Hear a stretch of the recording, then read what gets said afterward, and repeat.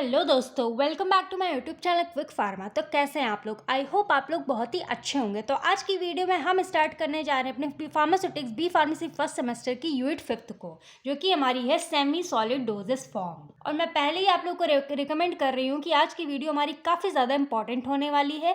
तो एक चीज़ मैं आप लोग को बता दूँ कि हमारी वीडियो मतलब कि हमारी जो यूनिट 5 है वो काफ़ी ज़्यादा लेंदी है, तो इसको हम 2 पार्ट्स में बेसिकली कवर करने वाले हैं। तो पार्ट 1 में हम कुछ टॉपिक्स कवर करेंगे और पार्ट सेकंड में अपनी पूरी यूनिट 5 को हम कंप्लीट कर देंगे, क्योंकि अगर वीडियो बहुत ज़्यादा लेंदी हो जाएगी तो आप लोगों के लिए काफ़ी ज़्यादा डिफिकल्टी हो जाएगी कोई भी टॉपिक को ढूंढने में।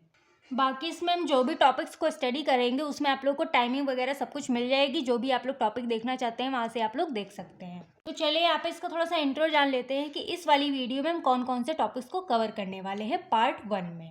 बाकी इसके जो नोट्स वगैरह होंगे आप लोग टेलीग्राम चैनल को डिस्क्रिप्शन बॉक्स से ज्वाइन कर लीजिए। वहाँ से आप बी फार्मेसी फर्स्ट सेमेस्टर के जितने भी हमारे सब्जेक्ट हैं सभी सब्जेक्ट के नोट्स को आप लोग फ्रीली वहाँ से डाउनलोड कर सकते हैं। और इसके जो हमारी जो इंपॉर्टेंट क्वेश्चन वीडियो की जो लिंक है आप लोग को प्लेलिस्ट की हर सब्जेक्ट की वीडियोस ऑलरेडी अपलोड हो चुकी हैं। जो इंपॉर्टेंट क्वेश्चन की वीडियो है बी फार्मेसी फर्स्ट सेमेस्टर की, डिस्क्रिप्शन बॉक्स से लिंक आप लोग देख लीजिएगा, वहाँ से आप लोग सारी वीडियोस को चेकआउट कर सकते हैं। इसके जो प्रीवियस वीडियो लेक्चर्स हैं आप लोग को प्लेलिस्ट की लिंक मिल जाएगी डिस्क्रिप्शन बॉक्स में, वहाँ से आप लोग इसके सारे प्रीवियस वीडियो लेक्चर्स को भी देख सकते हैं। और बाकी ये जो हमारी वीडियो है यूनिट 5 फार्मास्यूटिक्स की, ये जब हमारी कंप्लीट हो जाएगी तो हमारी जो बी फार्मेसी फर्स्ट सेमेस्टर का जो पूरे 4 टोटल सब्जेक्ट्स हैं वो सारे ऑलरेडी हमारे कंप्लीट हो चुके हैं। बस यही हमारी एक लास्ट यूनिट बची है। इसके साथ साथ हमारी जो बी फार्मेसी फर्स्ट सेमेस्टर का जो सिलेबस है वो पूरा कंप्लीट हो जाएगा। उसको चलिए अब देख लेते हैं कि आज के हमारे कौन कौन से टॉपिक होने वाले हैं। तो यहाँ पे सबसे पहले हम सेमी सॉलिड डोजेस फॉर्म का इंट्रोडक्शन प्रॉपर्ली पढ़ेंगे, डेफिनेशन वगैरह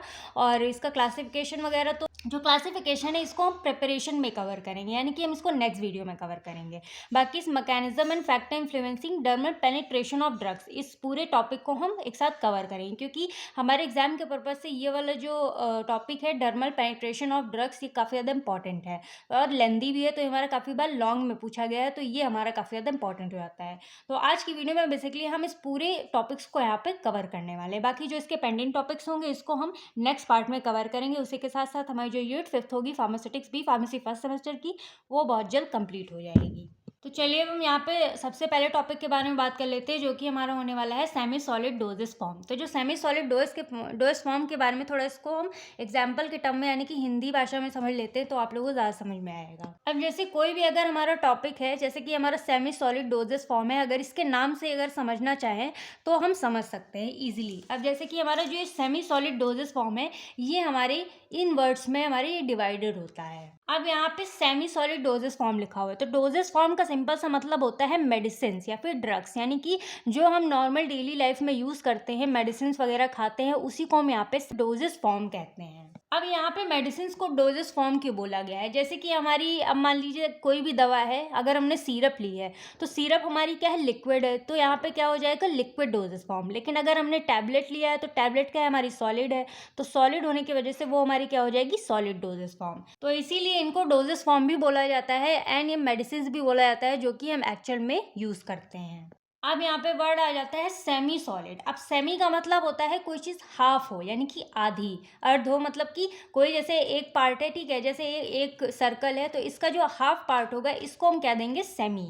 अब इसको अगर ये हाफ पार्ट होगा तो ये हमारा क्या कहलाएगा, सेमी सर्कल कहलाएगा। तो इसीलिए सेमी का मतलब होता है कोई चीज़ आधी हो, यानी कि हाफ। तो सेमी मतलब हाफ और सॉलिड मतलब कोई चीज़ बहुत ज़्यादा ठोस है, यानी कि ठीक है। अब जैसे कि ये हमारा पेन है, अब इसको ऐसे तो नॉर्मली हम तोड़ नहीं सकते, तो ये हमारा क्या है, एकदम सॉलिड फॉर्म में है, तो इसको हम क्या कहेंगे, सॉलिड। अब जैसे टैबलेट वगैरह होती है वो हमारी काफ़ी ज़्यादा ठोस होती है, इसकी वजह से जो तोड़ने में काफ़ी ज़्यादा वो डिफिकल्टी होती है, इसलिए वो हमारी क्या कहलाती है, सॉलिड डोजेस फॉर्म कहलाती हैं, क्योंकि वो काफ़ी ज़्यादा ठोस होती हैं। तो यहाँ पे बात हो रही है सेमी सॉलिड की। अब सेमी मतलब होता है हाफ और सॉलिड मतलब होता है कोई चीज़ बहुत ज़्यादा टफ है या फिर ठोस है। तो यहाँ पे सेमी मतलब हाफ, यानी कि आधा सॉलिड। आधा सॉलिड से यहाँ पे क्या मतलब निकल के आता है, चलिए वो समझते हैं। मतलब कि जो हमारा सॉलिड है वो हमारा टफ है, ठोस है, लेकिन इतना ज़्यादा ठोस नहीं है, मतलब कि वो आधा ही ठोस है। तो यहाँ पे एक चीज़ ये समझनी है कि जो हमारा सेमी सॉलिड ड्रग होगा, ना ही तो वो बहुत ज़्यादा सॉलिड होगा, मतलब ना ही तो वो कम्प्लीटली सॉलिड होगा, ना ही तो वो कम्प्लीटली लिक्विड होगा, यानी सॉलिड एंड लिक्विड का बीच का पार्ट होगा, वही हमारा क्या कहलाता है, सेमी सॉलिड कहलाता है।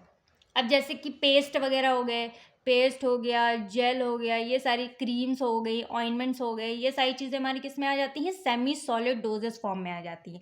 ना ही तो हमारी लिक्विड होती हैं, ना ही तो हमारी सॉलिड होती हैं। उनका जो टेक्सचर होता है काफ़ी ज़्यादा थिक होता है, बस कि मतलब वो सॉलिड भी थोड़ी सी होती हैं और लिक्विड भी होती है।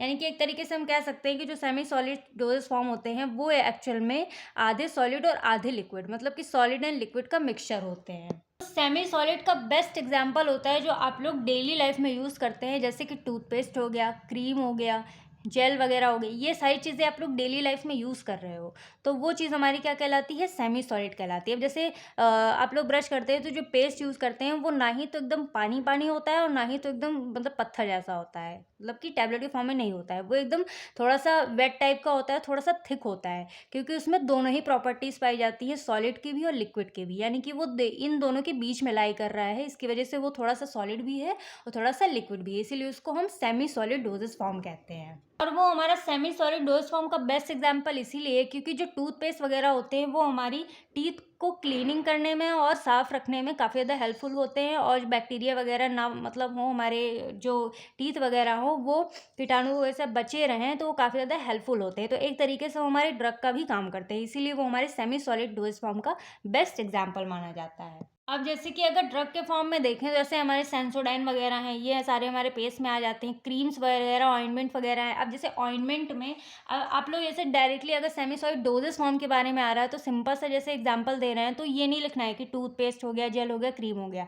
अगर इसको आप लोग थोड़ा सा टेक्निकल टर्म में यानी कि डोजेस फॉर्म के टर्म में उसका जो ड्रग का नाम लिख के आएंगे तो वो काफ़ी ज़्यादा हेल्पफुल हो गया। अब यानी कि जैसे हमारा ऑइंटमेंट है तो ऑइंटमेंट लिख के आ रहे हैं तो उसका नाम भी दे दीजिए। जैसे एक हमारा ऑइंटमेंट आता है लीडोकेन, तो ये हमारा क्या है, एक तरीके का हमारा ड्रग है। तो अगर ये ऐसे आप लोग लिख के आएंगे तो ये थोड़ा सा मतलब कि ये अट्रैक्टिव भी लगता है और ये हमारे ड्रग के फॉर्म में भी लिखा जाता है, तो इससे आप लोगों को अच्छे खासे मार्क्स मिल सकते हैं। तो अगर बात करें तो हमारा जो सेमी सॉलिड होता है ये हमारे एक्सटर्नली अप्लाई किए जाते हैं, यानी कि बॉडी के ऊपर अप्लाई किए जाते हैं, बॉडी के अंदर नहीं। अब जैसे कि सेमी सॉलिड डोज फॉर्म में से पेस्ट है तो हम लोग टीथ के लिए अप्लाई करते हैं, ठीक है। उसके बाद इसको हम मतलब कि माउथ वॉश कर लेते हैं। उसके बाद जेल वगैरह है तो उसको हम मतलब ऊपर से ही अप्लाई करते हैं। क्रीम वगैरह है वो हम लोग स्किन पे अप्लाई करते हैं, तो ये हमारे बेसिकली एक्सटर्नली ही अप्लाई किए जाते हैं। अब जैसे हमारे ड्रग्स वगैरह होती हैं, जैसे हमारा लिक्विड डोज फॉर्म है या फिर सॉलिड डोज फॉर्म है। अब सॉलिड डोज फॉर्म में टैबलेट आती है, तो टैबलेट हम लोग उसको क्या कर रहे हैं, एडमिनिस्ट्रेट कर रहे हैं अपनी बॉडी के अंदर, यानी कि ओरली रूट के थ्रू उसको हम एडमिनिस्ट्रेट कर रहे हैं अपने बॉडी के अंदर, तभी तो वो अपना एक्शन शो कर रहा है। जैसे सिरप वगैरह है तो उसको हम अपने बॉडी के अंदर ही एडमिनिस्ट्रेट करते हैं, लेकिन जो हमारी सेमी सॉलिड डोज फॉर्म है इसको हम बॉडी के अंदर नहीं एक्सटर्नली ही अप्लाई करते हैं। अब जैसे कि यहाँ पे थोड़ा सा हम ऐसे समझे, तो मान लीजिए कोई भी ह्यूमन बीइंग है, अब ह्यूमन बीइंग के ऊपर जैसे किसी भी इंसान को चोट लग गई, तो चोट लगने की वजह से वो क्या करता है, एक्सटर्नली ही उस ड्रग को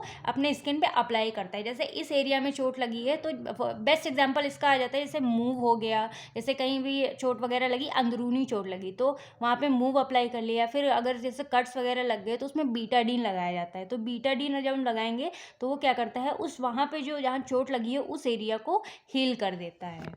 तो ये हमारे जो बीटाडीन है, मूव है, ये हमारी सबसे बेस्ट एग्जांपल है सेमी सॉलिड डोजेस फॉर्म की, क्योंकि उसमें हमारी ड्रग भी प्रेजेंट है और हमारे आधे सॉलिड है और आधे लिक्विड है, इसीलिए उनको क्या कहा गया है, सेमी सॉलिड। और वो एक्सटर्नली अप्लाई किए जा रहे हैं हमारी स्किन पे, इसीलिए इसको हम यहाँ पे अपने जैसे हैंड वगैरह पे कहीं भी जब चोट लगी होती है तो वहाँ पे हम इसको अप्लाई कर सकते हैं।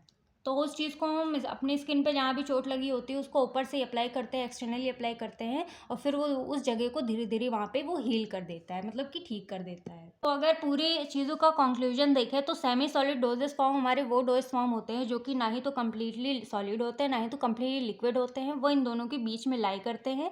तो इस तरीके के हमारे ये डोज फॉर्म होते हैं। अब इसका एग्जाम्पल जैसे कि पेस्ट हो गया, क्रीम हो गया, ऑइंटमेंट्स वगैरह, ये सारी चीज़ें इसके एग्जाम्पल्स में आ जाती हैं। लेकिन अगर आप लोग इसका ड्रग का नाम देंगे तो काफ़ी ज़्यादा हेल्पफुल होगा। और बाकी ये हमारे एक्सटर्नली अप्लाई किए जाते हैं स्किन पे, इसको हम ओरली नहीं एंटर, अपने बॉडी में एंटर नहीं करते हैं, इसको हम सिर्फ बॉडी के ऊपर ही यूज़ करते हैं। हैं। तो ये तो हो गया इसका बेसिक सा इंट्रो। आई होप आप लोगों को समझ में आ गया होगा। इसको थोड़ा सा टेक्निकल टर्म में देखें, इसकी डेफिनेशन वगैरह, तो वही चीज़ है समझाई, वही चीज़ लिखी हुई है।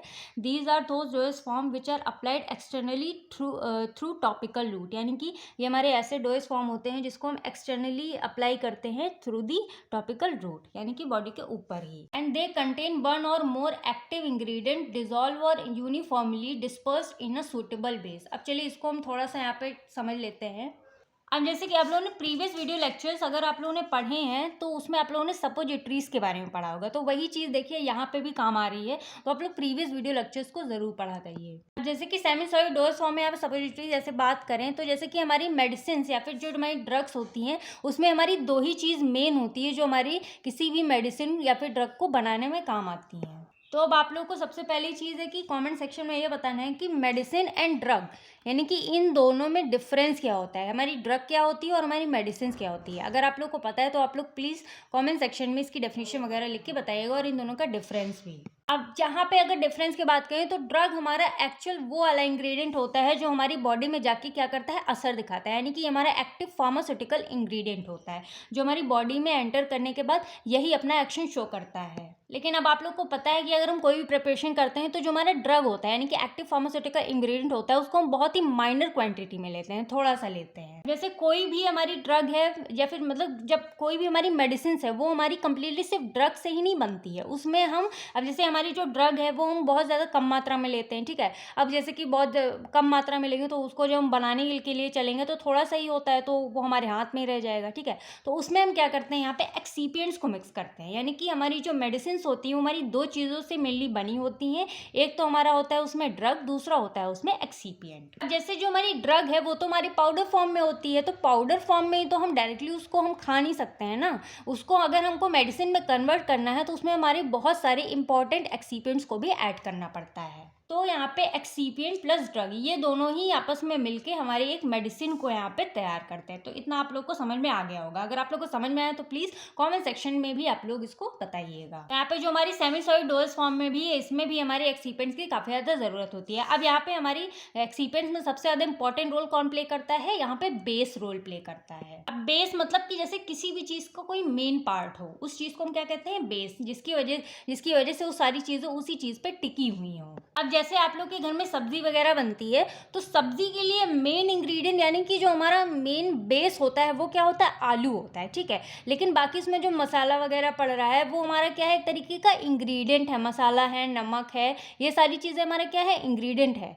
लेकिन अगर हमारा बेस ही ना हो तो क्या वो मसालों से सिर्फ हमारी सब्जी बन सकती है, नहीं बन सकती, क्योंकि हमारा मेन इंपॉर्टेंट रोल कौन सा प्ले कर रहा है, हमारा बेस प्ले कर रहा है, यानी कि पोटैटो, ठीक है। तो वही हमारी यहाँ पे भी इंपॉर्टेंट रोल प्ले कौन कर रहा है, बेस। यहाँ पे जो हमारी सेमी सॉलिड डोज फॉर्म में यहाँ पे हमारा बेस सबसे ज़्यादा इंपॉर्टेंट होता है। तो बेस में हम यहाँ पे क्या करते हैं, इसको मतलब बनाने के लिए, सेमी सॉलिड बनाने के लिए यहाँ पे हम जो ड्रग होती है उसको हम यहाँ पे बेस में मिक्स कर देते हैं। उसके बाद जब ये हमारा ड्रग इस बेस में मिक्स हो जाता है तो बाकी की चीज़ें जो हमारे एक्सीपिएंट्स में आती हैं उनको भी इसी में हम मिला देते हैं। तो जब ये आपस में तीनों ऐड हो जाते हैं तब यहाँ पे हमारा जो सेमी सॉलिड डोज फॉर्म होता है वो हमारे अच्छे से प्रिपेयर हो जाता है। एक्सीपिएंट्स जैसे कि हमारे विस्कोसिटी इन्हांसर है, जो उसकी जो विस्कोसिटी है उसको इन्हांस करता है। एंटी माइक्रोबियल्स मतलब कि जो माइक्रोब्स वगैरह हैं उनको मारने का काम कर रहा है, ऐसी प्रॉपर्टीज़ हमारे एक्सीपिएंट में प्रेजेंट, ठीक है। और बाकी एंटीऑक्सीडेंट्स वगैरह का काम कर रहा है, स्टेबलाइजर का काम कर रहा है, ये सारी चीज़ें हमारी किस में आ जाती है, एक्सीपिएंट्स में आ जाती हैं। तो इन सारी चीज़ों, इन तीनों चीज़ों को मिला के हमारे एक सेमी सॉलिड का प्रिपरेशन प्रिपेयर होता है। तो इसीलिए जो हमारा बेस होता है और जो एक्सीपिएंट वगैरह हैं ये मतलब कि ड्रग, बेस, एक्सीपिएंट ये हमारे तीनों ही मेजर रोल प्ले करते हैं, जिसकी वजह से हमारा एक डोजेस फॉर्म यहाँ पे प्रिपेयर होता है, ठीक है। तो ये सारी चीज़ें यहाँ पे भी हमारी लिखी हुई हैं। तो वही यहाँ पे बताया गया है कि हमारी जो मतलब एक्टिव इंग्रेडिएंट है वो हमारी यूनिफॉर्मली डिस्पर्स हो जाते हैं सूटेबल बेस के अंदर। तो यहाँ पे हमारी कोई भी दवाई जो होती है वो हमारी यहाँ पे बन के तैयार हो जाती है। और हमारे सेमी सॉलिड के यहाँ पे एग्जांपल्स आ जाते हैं, जैसे कि हमारा ऑइंटमेंट, क्रीम, पेस्ट, जेल्स, ये सारी चीज़ें आ जाती हैं। ये जनरली हमारे मतलब कि स्किन के ऊपर ही यूज़ किए जाते हैं, मतलब कि एक्सटर्नली ही यूज़ करते हैं, लेकिन कई केस में हमारे ये नेजली, वेजाइनली और रेक्टली हमारे भी वहाँ पे भी यूज़ किए जाते हैं, मतलब एज अ सपोजिटरी की तरह भी हमारे काम करते हैं। तो अब मेन फंडा आता है कि हमारे मतलब कि यूज़ के ये हमारे किस चीज़ में मेनली यूज़ किए जाते हैं। तो ये हमारे जैसे कि therapeutic, protective as well as cosmetic functions भी हमारे शो करते हैं। जैसे कि हमारे लिडोकेन ऑइंटमेंट हो गया, ठीक है, हमारे मूव वगैरह हो गए, हमारे दर्द को ठीक कर रहे हैं, बीटाडीन वगैरह हो, कट्स वगैरह हुआ है उसको हील करने में हेल्प कर रहे हैं, पेस्ट वगैरह हो गए जो हमारे मतलब कि वो हमारे दांतों को ठीक कर रहे हैं अगर कोई प्रॉब्लम आ रही है, ठीक है। तो ये सारी चीज़ें हमारे इसमें ये सारी चीज़ें यूज़ होते हैं। अब प्रोटेक्टिव में बात करें, जैसे कि मच्छर वाले जो लोशन वगैरह आते हैं, जैसे कि ओडोमॉस वगैरह आते हैं, उस चीज़ में हमारे ये हेल्प करते हैं, जिसको कि हमें एक तरीके से मॉस्किटो से हमको बचाते हैं। तो ये भी एक तरीके का हमारा ऑइंटमेंट होता है जो हमारे स्किन पे लेयर फॉर्म कर देता है, जिसकी वजह से जो मॉस्किटो वगैरह होते हैं वो हमारे काटने से दूर भागते हैं। कॉस्मेटिक फंक्शंस की बात करें, जैसे क्रीम्स वगैरह हम लोग डेली लाइफ में यूज़ करते हैं, बहुत सारी क्रीम्स यूज़ करते हैं, ठीक है, स्किन फेयरनेस की क्रीम यूज़ करते हैं। तो ये सारे फंक्शंस ही हमारे करता है। तो देखा जाए एक तरीके से जो हमारे सेमी सॉलिड होते हैं वो काफ़ी ज़्यादा वाइडली यूज़ किए जाते हैं। तो आप लोग इसको डेली लाइफ में यूज़ कर रहे हैं तो ये आप लोग के लिए काफ़ी ज़्यादा ईजी है समझने के लिए। तो आई होप आप लोग को सेमी सॉलिड का ये मतलब एग्जांपल वगैरह सारी चीज़ें समझ में आ गई होंगी। अब जानते हैं इसके फ़ायदे के बारे में, मतलब कि इसके एडवांटेज के बारे में एंड डिसएडवांटेज के बारे में। तो सबसे पहले यहाँ पे हम एडवांटेज देख लेते हैं। अब जैसे कि हमारी आप लोगों को पता है कि कोई भी ड्रग हो या फिर कोई भी सब्सटेंस हो तो उसके हमारे कुछ फ़ायदे होते हैं, कुछ नुकसान होते हैं। तो वही चीज़ें यहाँ पे हम लोग डिस्कस करने वाले हैं। तो यहाँ पे एडवांटेज में सबसे पहले आ जाता है दे avoid the first pass metabolism. अब जैसे कोई भी हम लोग दवाई खाते हैं, ठीक है, तो वो हमारे स्टमक में जाने से पहले वो हमारे लीवर में थोड़ा सा पार्ट उसका चला जाता है और वो हमारा क्या हो जाता है, इनएक्टिव हो जाता है। यानी कि वो एक तरीके से लीवर में जाने के बाद मेटाबोलाइज हो जाता है, इनएक्टिव हो जाता है, यानी कि खराब।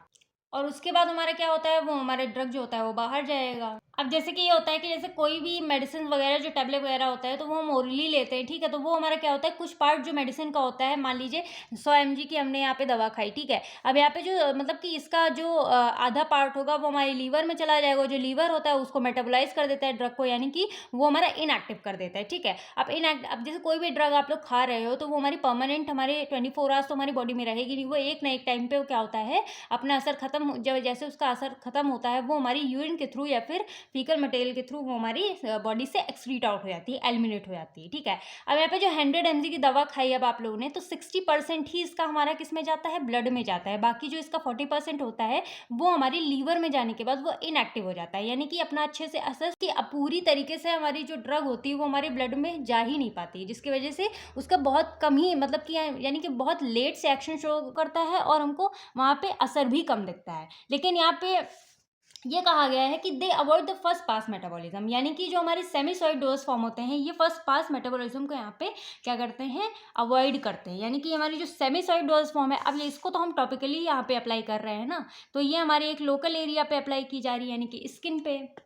तो यहाँ पे जब डायरेक्टली कहीं भी मतलब जहाँ पे चोट लगी अगर इसको वहाँ पे हम लगाएंगे तो यहाँ पे दवा का नुकसान होने की कोई भी ज़रूरत नहीं होती, यानी कि यहाँ पे दवा का नुकसान नहीं होता है, वो हमारी कंप्लीटली हमारी यहाँ पे काम करती है। तो यही हमारा इसका यहाँ पे मतलब होता है। सेकंड आ जाता है बेस्ट फॉर अनकॉन्शियस पेशेंट्स, यानी कि जो बेहोश होते हैं पेशेंट्स उनको भी आराम से इसको लगा सकते हैं। एंड सेकंड आ जाता है bitter drugs can be administered. अब जैसे कि जो हमारी टैबलेट वगैरह होती हैं काफ़ी ज़्यादा बिटर होती है टेस्ट में, ठीक है, तो उसको खाते हैं तो काफ़ी ज़्यादा प्रॉब्लम होती है, लेकिन ये अगर बिटर भी होती हैं तो इनको कोई प्रॉब्लम नहीं होती क्योंकि इसको तो हमें स्किन पे ही अप्लाई करना है, तो इससे हमें कोई भी दिक्कत नहीं होती है। फिर फोर्थ आ जाता है इसका advantage, it is easy to apply and onset of action is fast, यानी कि इसको हम ईजिली अप्लाई कर लेते हैं अपने स्किन पे, ठीक है, और जैसे इसको अप्लाई करते हैं ये कुछ ही देर में अपना एक्शन शो करता है, यानी कि जो इसका एक्शन होता है वो काफ़ी बहुत ज़्यादा तेज़ होता है, वो बहुत ही अच्छे से अपना एक्शन शो करता है हमारी बॉडी के ऊपर। एंड फिर आ जाता है these drugs directly act on the site of action. अब ये अब मतलब कि अब जैसे कोई भी ड्रग हम खा रहे हैं तो वो उस ढूंढते ढूंढते उस जगह पे जाएगा, अपना एक्शन शो करेगा, तो उसमें काफ़ी ज़्यादा टाइम कंज्यूम हो जाता है, ठीक है। लेकिन यहाँ पे क्या होता है, जैसे यहाँ पे हमारी चोट लगी है तो जब हम जो उस सेमी सॉलिड डोज फॉर्म को जब हम यहाँ पे मतलब कि रब करेंगे, यहाँ पे लगाएंगे चोट वाली जगह पे, तो वो अपना डायरेक्टली एक्शन शो करता है उसी जगह पे, यानी कि उसी लोकल एरिया पे एक्शन शो करता है जहाँ पे हमको चोट लगी होती है।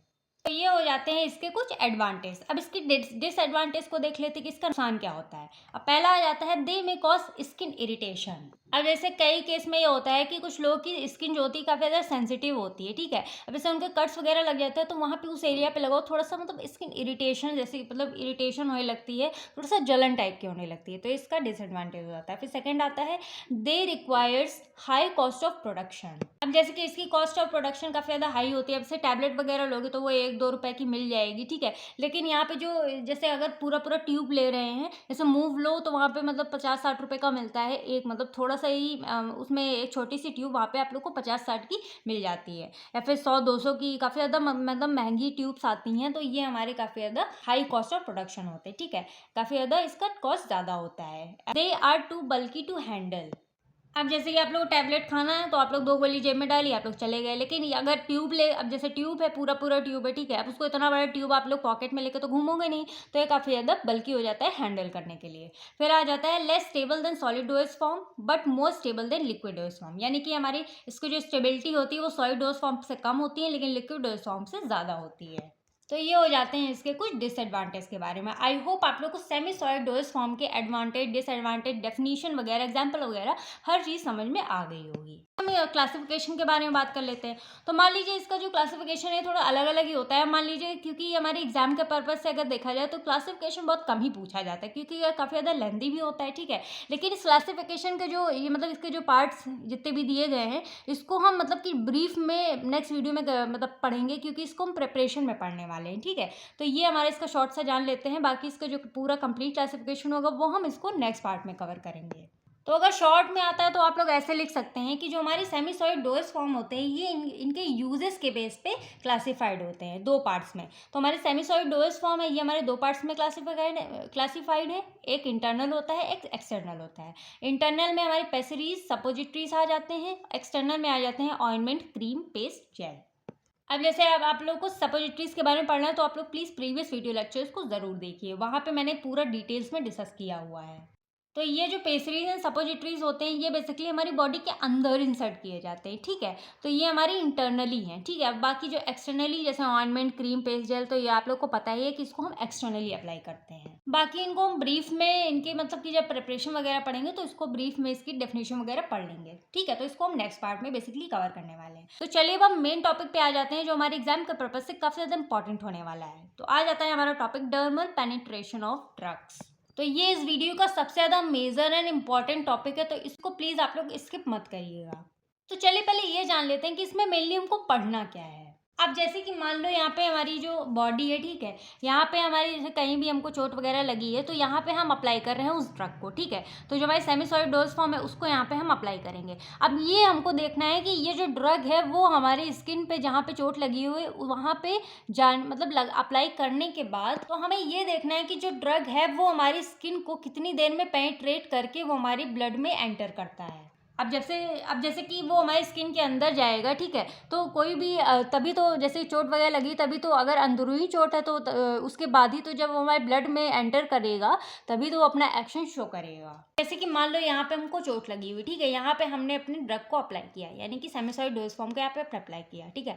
अब ये हमारे जब चोट के अंदर यानी कि हमारी स्किन पे पेनिट्रेट होगा उसके बाद ये हमारे पेनिट्रेशन के बाद ये हमारे ब्लड के जब अंदर जाएगा तभी तो अपना एक्शन शो करेगा यानी उस चोट को तभी तो हील कर पाएगा। क्योंकि इतना तो हम लोग को पता है कि जो भी ड्रग है अगर जब तक कि वो हमारे ब्लड में नहीं एंटर करेगा तब तक कि हमको इफेक्ट देखने को नहीं मिलेगा। तो वही चीज़ हम यहाँ पे पढ़ने वाले हैं कि जो ड्रग है वो हमारी स्किन को कैसे पेनिट्रेट करता है और कितने टाइम में हमारे ब्लड में जाता है और हमको कैसे एक्शन शो करता है और कौन कौन से फैक्टर्स इसके लिए रिस्पॉन्सिबल होते हैं। तो यही सारी चीज़ें कंप्लीट चीज़ें हम इस वाले टॉपिक में यानी कि डर्मल पेनिट्रेशन ऑफ ड्रग में स्टडी करने वाले हैं। तो जैसे कि ये आप लोगों ने ड्रग लगाया, ठीक है, वो हमारी स्किन को क्रॉस करके अंदर ब्लड में कैसे पहुंच रहा है वही चीज़ें यहाँ पे हम डिस्कस करने वाले हैं। तो पहले तो बात करेंगे हम इसके मैकेनिज्म के बारे में। तो चलिए इसको पहले थोड़ा सा हम हिंदी भाषा में समझते हैं। अब ये जो इसका मैकेनिज्म होता है ये बेसिकली किस पे बेस्ड होता है, डिफ्यूजन प्रोसेस पे बेस्ड होता है। डिफ्यूजन मतलब क्या होता है, बह जाना, यानी कि कोई चीज़ अपने आप हो रही हो। अब इसमें हम लोग को कोई करने की ज़रूरत नहीं हो रही है यानी कि ये अपने आप ही हो रहा है। तो यहाँ पे ये होता है कि मान लो जैसे ये कोई जो भी ड्रग है जो सेमी सॉलिड डोज फॉर्म है जब इसको हम अपने स्किन पे अप्लाई करते हैं ना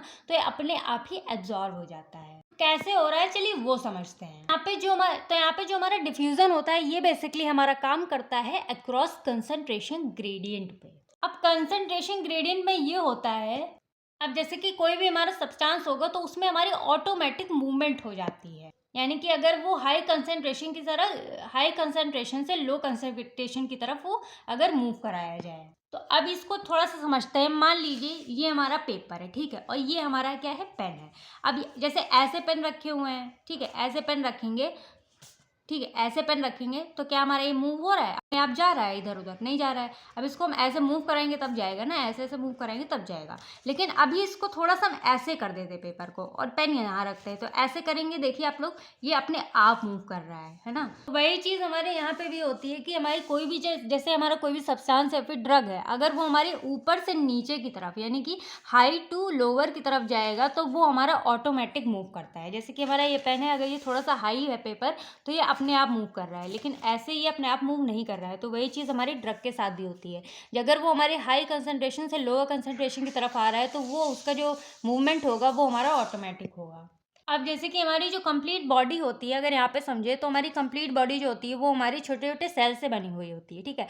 अब ये जो कंप्लीट सेल होते हैं, तो जब कंप्लीटली सेल जब बन जाते हैं तो ये हमारे क्या बना देते हैं, टिश्यू बना देते हैं। और जो टिश्यू होता है वो हमारी क्या होती है, टिश्यू से ही हमारी स्किन कंप्लीट बनी होती है। तो अब जैसे कि हमारे यहाँ पे स्किन पे कहीं भी चोट लगी हुई है, ये चीज़ हमने यहाँ पे जूम करके ले लिया, तो यहाँ पे कहीं भी स्किन पे चोट लगी हुई है तो यहाँ पे हम क्या अप्लाई करेंगे, ये हमारी स्किन के ऊपर का पार्ट है, ये हमारी स्किन का अंदर का पार्ट है, ठीक है, यानी कि यहाँ पे हमारी सेल्स वगैरह प्रेजेंट है। तो यहाँ पे जब स्किन के ऊपर यहाँ पे जब हम दवाई यहाँ पे लगाते हैं, अप्लाई करते हैं, तो आप लोगों को पता है कि स्किन के अंदर तो हमारी कोई दवाई प्रेजेंट नहीं है, स्किन के बाहर जब यहाँ पे ढेर सारी दवाई लगा देते हैं तो वो हमारी क्या कहलाती है, हाई कंसंट्रेशन कहलाती है। और यहाँ पे जो हमारी स्किन के अंदर कोई भी दवा नहीं प्रेजेंट है तो ये हमारी क्या कहलाएगी, लो कंसंट्रेशन कहलाएगी। तो आप लोग देख सकते हैं कि यहाँ पे जब ज़्यादा दवाई हमने खुद से अप्लाई किया तो वो हो जाएगी हाई कंसंट्रेशन, अंदर स्किन की कोई भी दवा नहीं है तो वो हो जाएगी लो कंसंट्रेशन। तो ये हमारा क्या हो जाता है, यहाँ पे अक्रॉस कंसंट्रेशन ग्रेडियंट पूरा बन जाता है। वही फंडा यहाँ पे आ जाता है कि जो हमारी जो यहाँ पे दवा होती है वो हमारे यहाँ पे हाई कंसंट्रेशन से लो कंसंट्रेशन की तरफ मूव करती है, यानी कि ऊपर से अंदर की तरफ ये हमारी मूव करती है। यानी कि एक तरीके से कह सकते हैं कि इसका ऑटोमेटिक मूवमेंट होता है हमारी स्किन के अंदर। जैसे कि ये हमारे जो स्किन के ऊपर जो पार्टिकल्स हैं ये हमारे धीरे धीरे क्या करते हैं, स्किन के मतलब ये वाला जो स्किन होता है इसको क्रॉस करके धीरे धीरे पेनिट्रेट करके ये हमारे स्किन के अंदर आ जाते हैं। उसके बाद जैसे ही हमारे सेल्स के अंदर मतलब एंटर कर जाएंगे, फिर हमारे धीरे धीरे हमारे ब्लड में चले जाएंगे। उसके बाद जो जहाँ पे चोट वगैरह लगी होती है उसको धीरे धीरे हील कर देंगे। तो इस तरीके से ये हमारा जो डर्मल पेनिट्रेशन ऑफ ड्रग होता है इसका मैकेनिज्म काम करता है। यानी कि यहाँ पे हमारे अंदर कोई भी ड्रग प्रेजेंट नहीं था, स्किन के ऊपर हमने ज़्यादा ड्रग अप्लाई किया, उसके बाद यहाँ पे हमारा हो गया हाई कंसंट्रेशन, इसके स्किन के अंदर हो गया लो कंसंट्रेशन। तो यहाँ पे जो हमारी ड्रग होगी वो उसका ऑटोमेटिक मूवमेंट होने लगा हमारी स्किन के अंदर। फिर ये हमारी सेल्स को स्किन को क्रॉस करने के बाद, पेनिट्रेट करने के बाद ये हमारी सेल्स के अंदर है, फिर हमारे ब्लड में जाते हैं। उसके बाद जहाँ भी चोट लगी हुई होती है वो यहाँ पे इसको ट्रीट कर देते हैं। तो इस तरीके से हमारे यहाँ पे ड्रग क्रॉस करता है हमारी स्किन के अंदर और यहाँ पे हील कर देता है हमारी स्किन को जहाँ भी चोट लगी होती है। तो इस तरीके से इसका ये मैकेनिज्म काम करता है। अब ये तो आप लोग समझ गए, लेकिन यहाँ पे एक चीज़ ये आ जाती है कि मान लीजिए ये आप लोग कंफ्यूज हो रहे होंगे कि जैसे कि हमने यहाँ पे 100 यूनिट यहाँ पे हमने ड्रग अप्लाई किया, ठीक है। अब यहाँ पे 100 यूनिट अप्लाई किया तो 50 यूनिट जो होगी वो हमारी स्किन के अंदर आ गई, ठीक है। यहाँ लेकिन 50 यूनिट यहाँ पे आ जाएगी तो 50 यूनिट यहाँ पे बचेगी, तो यहाँ पे 50-50 हो जाएगा। यानी कि जब अब आप लोग सोचेंगे जब 50-50 ऊपर यहाँ पे जब 50-50 हो जाएगा तो यहाँ पे जो कंसंट्रेशन होगा वो हमारे यहाँ पे इक्वल हो जाएगा। तो क्या यहाँ पे डिफ्यूजन होगा? हाँ होगा, क्योंकि यहाँ पे डिफ्यूजन होता रहता है। क्योंकि यहाँ पे जो हमारे 50 यूनिट आई है तो ये हमारे जैसे कि 10 यूनिट यहाँ पे हमारी यूज़ हो गई, फिर धीरे धीरे हमारे क्या करती हैं, निकलती रहती हैं। यहाँ पे जैसे एब्जॉर्प्शन, डिस्ट्रीब्यूशन, मेटाबॉलिज्म वगैरह होता रहता है, वो हमारी धीरे धीरे बॉडी से एक्सक्रीट आउट होती रहती है। तो यहाँ पे धीरे धीरे यहाँ पे डिफ्यूजन होता रहता है, यानी कि वो प्रोसेस जो है वो कंटिन्यू चलती रहती है, जो जब तक कि पूरी ड्रग जो अप्लाई हुई है वो एब्जॉर्ब ना हो जाए ब्लड के अंदर। तो इसीलिए यहाँ पे जो लो वाला कंसंट्रेशन रहता है ये हमारा हमेशा लो ही रहता है, क्योंकि जो ड्रग है वो तो हाई कंसंट्रेशन की तरफ से आ रही है ना, तो ये हमारा लो कंसंट्रेशन ही रहेगा और ये हमारा हाई कंसंट्रेशन ही रहता है। लो कंसंट्रेशन होने की वजह से यहाँ पे जो हमारी मूवमेंट होती है, मतलब डिफ्यूजन होता है, वो हमारा चलता रहता है। और यहाँ पे जो सारा का सारा जो ड्रग अप्लाई हुआ है स्किन के ऊपर वो हमारे यहाँ पे ब्लड में एब्जॉर्ब हो जाता है, तभी तो हमको कंप्लीट असर या फिर जल्दी असर हमको देखने को मिलता है। तो इस कंप्लीट प्रोसेस को यहाँ पे हम डिफ्यूजन बोल देते हैं। तो यही जो डिफ्यूजन के ऊपर ही हमारे जो डर्मल पेनिट्रेशन ऑफ ड्रग होता है ये हमारे यहाँ पे काम करता है। और इसी डिफ्यूजन के थ्रू ही हमारे जो मतलब कि जो ड्रग्स होते हैं हमारे स्किन के अंदर जाते हैं और अपना असर शो करते हैं।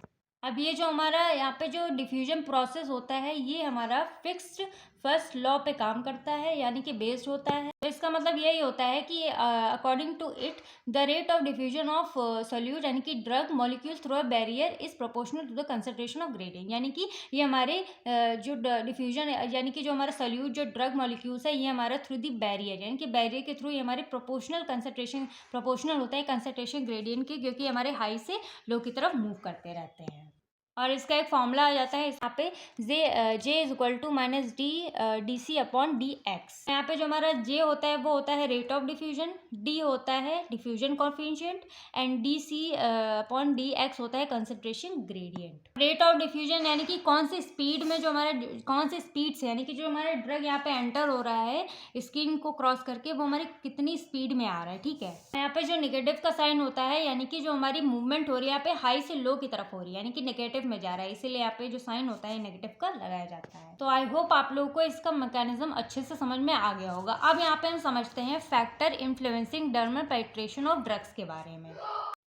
अब इसका मतलब ये होता है कि यहाँ पे जो मतलब प्रोसेस चल रही है यानी कि ये वाली जो प्रोसेस चल रही है मूवमेंट की प्रोसेस, तो हमारे इन्वायरमेंट में बहुत सारे फैक्टर्स होते हैं।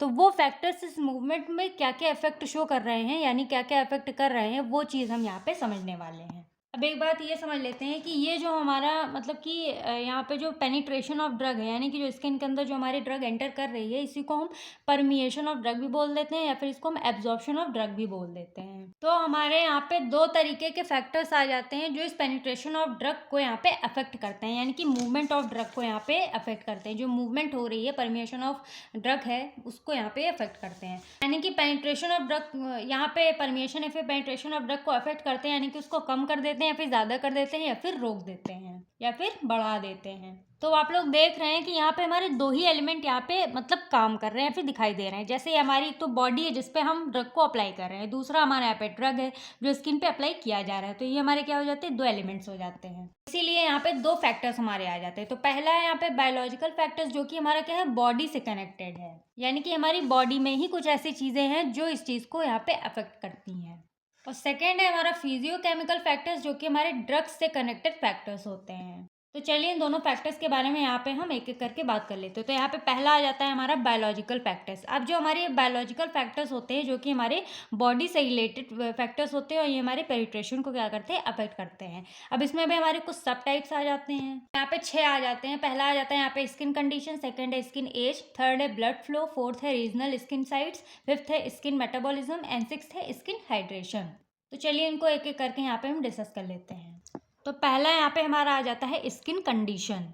तो अब इसको भी एग्जांपल से समझते हैं। मान लीजिए जैसे जो छोटे बच्चे होते हैं, बहुत ज़्यादा स्मॉल किड्स होते हैं, तो उनके हैंड काफ़ी ज़्यादा मतलब जो स्किन होती है उनकी काफ़ी ज़्यादा सॉफ्ट होती है, बहुत ज़्यादा सॉफ्ट होती है। तो वहाँ पे अगर चोट वगैरह लगी है तो यहाँ पे जो ये मतलब कि दवाई जब अप्लाई करेंगे सेमिसॉइड डोज फॉर्म अप्लाई करेंगे तो वो हमारे बहुत ज़्यादा ईजिली ही हमारे क्या करते हैं स्किन के अंदर चले जाते हैं, यानी कि ब्लड में एब्जॉर्ब हो जाते हैं। तो यहाँ पे एक चीज़ आ जाती है कि यहाँ पे मतलब इरिटेशन भी कॉज हो सकती है, क्योंकि जो स्किन है बच्चों की वो काफ़ी ज़्यादा सॉफ्ट और पतली होती है और सेंसिटिव भी होती है। इसकी वजह से बच्चों को यहाँ पे बर्निंग जैसी चीज़ें कॉज हो सकती हैं, यानी कि जलन टाइप की हो सकती है। ये काफ़ी ज़्यादा इरिटेशन कॉज कर सकता है। लेकिन यहाँ पे अगर थोड़ा सा एडल्ट एज में देखें, यानी कि जो जैसे कि 16 से 17 साल के लोग हैं या फिर 18 से 24 साल के बीच में हैं, तो बड़े लोग की अगर स्किन पे यहाँ पे जो हम दवाई अप्लाई कर देते हैं, जैसे कि हम ही लोग की स्किन ले लीजिए आप लोग, तो यहाँ पे क्या होता है कि ये मतलब कि हमारी जो स्किन है वो काफ़ी ज़्यादा थिक होती है, मतलब कि मोटी होती है और बाहर निकलो तो टैनिंग वगैरह हो जाती है, तो उसकी वजह से काफ़ी ज़्यादा ठोस हो जाती है, जिसकी वजह से यहाँ पे जल्दी असर शो ही नहीं कर पाती अपने ड्रग। तो यहाँ पे एक चीज़ आप लोगों को समझ में आ रहा होगा कि जो हमारे यहाँ पे स्किन की जो कंडीशन होती है, यानी कि वेरियस टाइप ऑफ स्किन्स होती हैं, वो भी हमारे यहाँ पे पेनिट्रेशन ऑफ ड्रग को यहाँ पे इफेक्ट करती हैं। यानी कि एक चीज़ यहाँ पे देख सकते हैं कि अगर जैसे स्किन है वो काफ़ी सॉफ्ट है, सेंसिटिव है और वहाँ पे जो ड्रग का एब्जॉर्प्शन होता है वो काफ़ी जल्दी हो जाता है, लेकिन उसी जगह पे जो थोड़ी सी थिक होती है स्किन, वहाँ पे एब्जॉर्प्शन जो होता है वो काफ़ी लेट में होता है या फिर बहुत कम एब्जॉर्प्शन हो पाता है। और एक चीज़ यहाँ पे भी समझते हैं, मान लीजिए ये हमारी जैसे हम ही लोग की स्किन है, एडल्ट लोग की स्किन है, तो यहाँ पे मान लो जैसे चोट लगी हुई है, ठीक है, तो यहाँ पे जो हम ड्रग को अप्लाई कर रहे हैं तो ये काफ़ी ज़्यादा क्या होता है, जल्दी यहाँ पे एब्जॉर्प्शन होता है, क्योंकि यहाँ पे जो चोट लगी हुई यानी कि ये जो बैरियर है ये तो टूटा हुआ ही है, तो यहाँ पे जो ड्रग होगी वो आराम से यहाँ पे क्या करती है, एंटर हो जाती है हमारे स्किन के अंदर। सेल्स में जाने के बाद वो ब्लड में ईजिली एब्जॉर्ब हो जाती है और यहाँ पे काफ़ी जल्दी असर शो करती है। तो वही चीज़ यहाँ पे स्किन कंडीशन में देखा गया है कि मतलब कि इसमें काफ़ी ज़्यादा फैक्टर्स देखे जाते हैं जो अफेक्ट करते हैं परमिएशन को, जैसे कि यहाँ पे एज, डिजीज़, क्लाइमेट, इंजरी वगैरह, ठीक है। अब यहाँ पे जैसे ग्रेटर एब्जॉर्प्शन होता है यंग स्किन में, ठीक है, ओल्ड स्किन से ज़्यादा, ठीक है। जो यंग बच्चे होते हैं उनमें यहाँ पे एब्जॉर्प्शन अच्छा होता है, लेकिन जो ओल्ड लोग होते हैं उनमें एब्जॉर्प्शन कम देखने को मिलता है।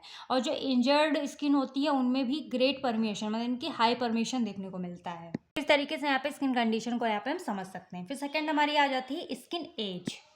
तो ये यहाँ पे स्किन एज, इसी के साथ साथ में आप लोगों को समझ में आ ही गया होगा कि यहाँ पे इसमें इंपॉर्टेंट फैक्टर ये होता है कि जो हमारे चिल्ड्रंस होते हैं उनमें जब यहाँ पे ड्रग्स यहाँ अप्लाई करते हैं स्किन पे, तो ये हमारे क्या होते हैं, एब्जॉर्प्शन जल्दी हो जाता है, लेकिन एडल्ट्स में यहाँ पे देर में एब्जॉर्प्शन होता है। लेकिन यहाँ पे एक मतलब डिसएडवांटेज ये देखने को मिलता है कि जैसे जो जो बच्चे होते हैं उनकी स्किन काफ़ी ज़्यादा सेंसिटिव होती है, तो वहाँ पे ये टॉक्सिक इफेक्ट्स हमको उस ड्रग को देखने को मिल सकते हैं। इसीलिए बच्चों की काफ़ी ज़्यादा स्किन जो होती है वो सेंसिटिव होती है, तो उनके लिए मतलब कि प्रिस्क्रिप्शन वगैरह लेने के बाद ही कोई भी ट्यूब वगैरह लेनी चाहिए। थर्ड हमारा यहाँ पे आ जाता है ब्लड फ्लो। अब ब्लड फ्लो यहाँ पे कैसे इफेक्ट, मतलब यहाँ पे कैसे करता है, तो ये जैसे कि मान लीजिए ये हमारी स्किन है, ठीक है, और इसके नीचे हमारा क्या फ्लो कर रहा है, ब्लड फ्लो कर रहा है। स्किन के अंदर हमारा क्या फ्लो करता है, ब्लड फ्लो करता है। तो यहाँ पे जो ब्लड फ्लो कर रहा है वो काफ़ी ज़्यादा हाई अमाउंट में, यानी कि बहुत जल्दी जल्दी ब्लड फ्लो कर रहा है। अब जैसे मान लो यहाँ पे ये जो स्किन है, यहाँ पे चोट लगी है, यहाँ पे हमने यहाँ पे क्या किया, दवाई को लगाया, यानी कि ड्रग यहाँ पे अप्लाई करेंगे, तो ये जो ड्रग होगी वो यहाँ पे मतलब कि जैसे ही जाएगी अंदर, तो यहाँ पे जो ब्लड है वो काफ़ी ज़्यादा जल्दी फ्लो कर रहा है। इसकी वजह से जो ब्लड और यहाँ पे जो दवाई का जो मतलब कि कांटेक्ट है वो हमारा यहाँ पे बहुत ही बीच का कांटेक्ट टाइम होता है वो दोनों के अंदर कम मिल पा रहा है। तो वही चीज़ है, अगर यहाँ पे जो ब्लड होता है अगर ये मतलब थोड़ा सा स्लो बहे, यानी कि जो फ्लो इसका जो है अगर थोड़ा सा स्लो हो जाए, तो यहाँ पे जो ड्रग है जब यहाँ पे मतलब स्किन के अंदर जब आ रही है, तो जो ब्लड के अंदर जो हमारी दवाई है जब वो आ रही है, तो वो हमारी इसका जो कांटेक्ट टाइम होगा वो यहाँ पे हमारा अच्छा हो जाएगा, और इस वजह से जो यहाँ पे पेनिट्रेशन रेट है और एब्जॉर्प्शन रेट है वो यहाँ पे हमारा बढ़ जाएगा।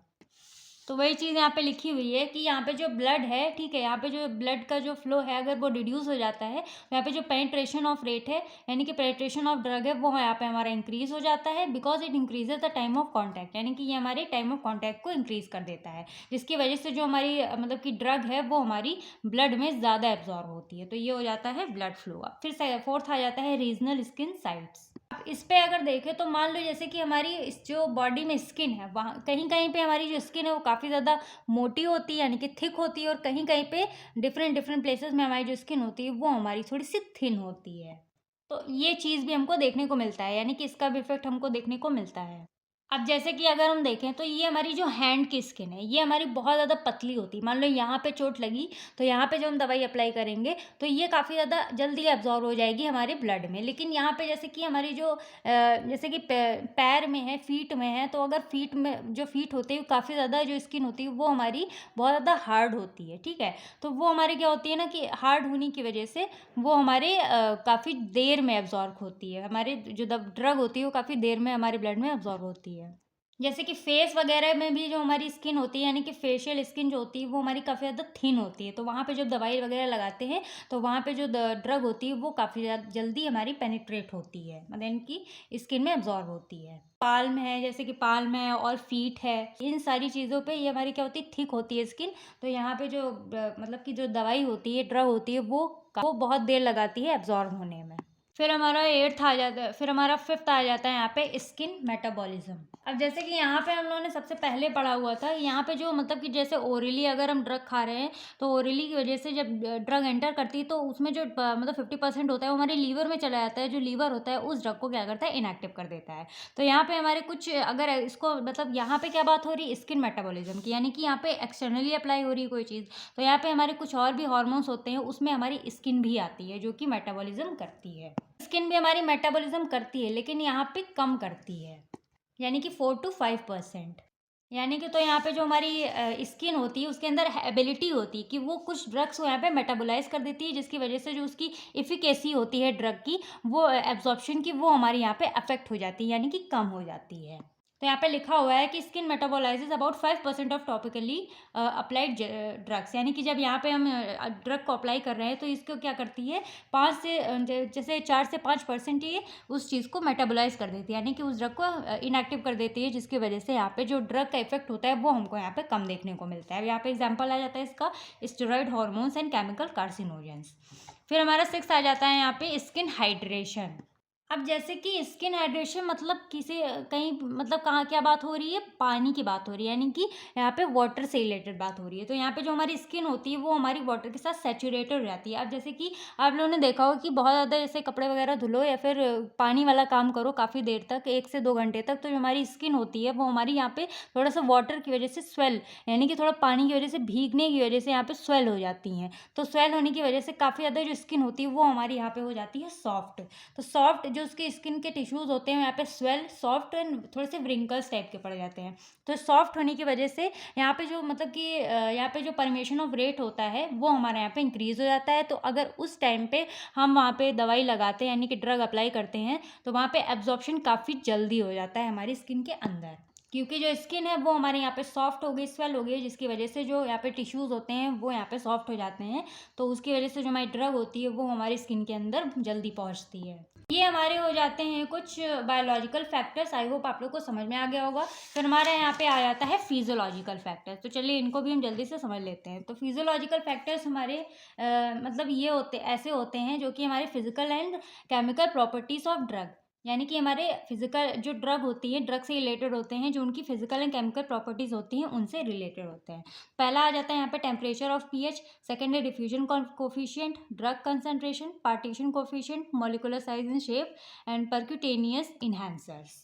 तो चलिए इन सभी के बारे में यहाँ पे हम डिस्कस कर लेते हैं थोड़ा थोड़ा सा। अब जैसे कि ये हमारे काफ़ी ज़्यादा होते हैं, जैसे कि 5 से 6 होते हैं, तो आप लोग को ये नाम ज़रूर याद रखने हैं। तो नाम याद रखेंगे तो आप लोग इसको आसानी से इनका जो डिटेल मटेरियल है आप लोग अपने आप से भी लिख सकते हैं। तो पहला आ जाता है यहाँ पे टेम्परेचर ऑफ पीएच। यहाँ पे जो हमारा टेम्परेचर ऑफ पीएच होता है ये हमारा डायरेक्टली प्रोपोर्शनल होता है। अब जैसे कि यहाँ पे जो चीनी होती है तो उसको नॉर्मली अगर आप लोग घोलोगे वाटर में तो वो काफ़ी ज़्यादा टाइम ले लेता है, लेकिन यहाँ पे अगर उसको थोड़ा सा हीट कर देते हैं, टेम्परेचर बढ़ा देते हैं, तो वो आसानी से घुल जाती है। तो यहाँ पे यही है कि अगर हम किसी भी चीज़ का टेम्परेचर बढ़ा देते हैं तो वो हमारी ईजिली से मतलब ईजिली हो जाती है। तो वही चीज़ है, अगर यहाँ पे हम टेम्परेचर को बढ़ा देते हैं तो जो हमारा पेनिट्रेशन रेट होता है वो यहाँ पे हमारा बढ़ जाता है।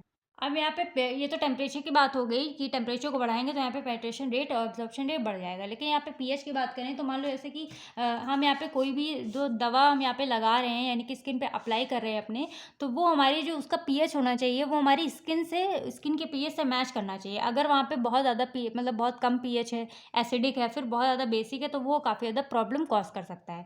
बहुत ज़्यादा एसिडिक है तो वो हमारे जैसे कि जलन वगैरह कॉज कर सकता है, तो वो सारी चीज़ें नहीं होनी चाहिए, वो हमारी स्किन से ही मैच करना चाहिए। पीएच होना चाहिए वो at least pH value between 4.7 to 5.5 approx होनी चाहिए, ना ही तो उससे ज़्यादा ना ही तो उससे कम, यानी कि बिलो 5 ही होना चाहिए, जिसकी वजह से जो हमारा पेनिट्रेशन होता है वो हमारा काफ़ी अच्छे से हो जाएगा हमारी स्किन के अंदर जो ड्रग का होता है। फिर सेकेंड हमारा आ जाता है यहाँ पे डिफ्यूजन कोफिशिएंट। तो जो डिफ्यूजन कोफिशिएंट होता है ये हमारे मेनली ड्रग के अकॉर्डिंग हमारा अलग अलग होता है, यानी कि इसके नेचर एंड स्टेट के अकॉर्डिंग हमारा डिफरेंट होता है, यानी कि हमारी ड्रग के नेचर एंड स्टेट पे ही मेनली डिपेंड करता है। जैसे कि एग्जांपल के तौर पे समझे तो जैसे गैसेस ड्रग्स, जैसे हमारे स्प्रे वगैरह होते हैं वो हमारे काफ़ी ज़्यादा मतलब पेनिट्रेट हो जाते, काफ़ी जल्दी पेनिट्रेट होते हैं, काफ़ी जल्दी एब्जॉर्ब होते हैं हमारी स्किन के अंदर। यानी कि जैसे कि जो स्प्रे आजकल जो स्प्रे वाले मूव वगैरह आए हैं, तो अगर उनको जल्दी मतलब स्प्रे कर दोगे अपने हैंड पे जहाँ भी चोट लगी होती है, वो हमारे काफ़ी ज़्यादा असर करते हैं। फिर हमारा थर्ड आ जाता है ड्रग कंसंट्रेशन। तो यहाँ पे जो ड्रग कंसंट्रेशन है ये मेनली बेस्ड होता है कंसंट्रेशन ऑफ ग्रेडियंट पे, यानी कि जो हमने यहाँ पे पढ़ा था, ठीक है। तो ये हमारा होता है जैसे कि high concentration to low concentration. अब एग्जांपल आता है high concentration of drug have more penetration rate than normal, यानी कि अगर यहाँ पे जितना ज़्यादा हाई कंसंट्रेशन यहाँ पे हमारा होगा उतनी ही ज़्यादा यहाँ पे हमारी ड्रग की एब्जॉर्प्शन होगी, यानी कि उतना जल्दी ही हमारा जो ड्रग होगा वो हमारी स्किन में पेनिट्रेट होगा। तो ये हमारा हो जाता है ड्रग कंसंट्रेशन के बारे में। अब हमारे यहाँ पे फोर्थ आ जाता है पार्टीशन कोफिशिएंट। पार्टीशन कोफिशिएंट ये हमारे ऐसी चीज मतलब ऐसे फैक्टर्स होते हैं जो कि हमारे ये ड्रग के नेचर को यहाँ पे डिफाइन करते हैं, यानी कि ये जो हमारा ड्रग है वो हमारा लाइपोफिलिक है या फिर हाइड्रोफिलिक है, उस चीज़ को यहाँ पे बताते हैं। यानी कि वो हमारे पानी वाले नेचर का है या फिर ऑर्गेनिक नेचर का है, यानी कि ऑयली नेचर का है। इसमें यहाँ पे आ जाता है lipophilic lipid soluble drugs have more penetration, यानी कि अब जैसे कि आप लोग को पता है कि जो हमारी पूरी की पूरी स्किन होती है वो हमारी लाइपोफिलिक नेचर होती है, यानी कि ऑयली नेचर की होती है। तो जब वो हमारी लाइपोफिलिक नेचर की होती है तब उस केस में जब हम यहाँ पे पेनिट्रेशन यहाँ पे मतलब कि जब दवाई अप्लाई करते हैं तो उसका पेनिट्रेशन काफ़ी ज़्यादा होता है, यानी कि वो हमारी ईजिली हमारी स्किन में एब्जॉर्ब हो जाती है। फिर हमारा फिफ्थ आ जाता है मॉलिकुलर साइज एंड शेप।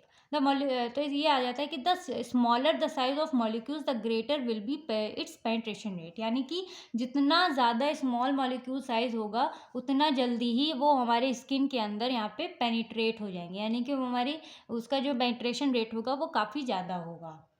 अब इस एग्जाम्पल जैसे कि स्प्रे वाला हम लोगों ने पढ़ा था, तो स्प्रे में जो पार्टिकल्स होते हैं काफ़ी छोटे होते हैं, तो उसको जैसे प्रेशर से जो हमारी स्किन पे आते हैं स्प्रे करते हैं तो प्रेशर से ही तो आता है, वो हमारे क्या करते हैं जल्दी हमारी स्किन को पेनिट्रेट कर देते हैं, तो इसीलिए उनका जो पेनिट्रेशन रेट होता है वो हमारा ज़्यादा होता है। फिर हमारा सिक्स आ जाता है लास्ट परक्यूटेनियस इन्हांसर।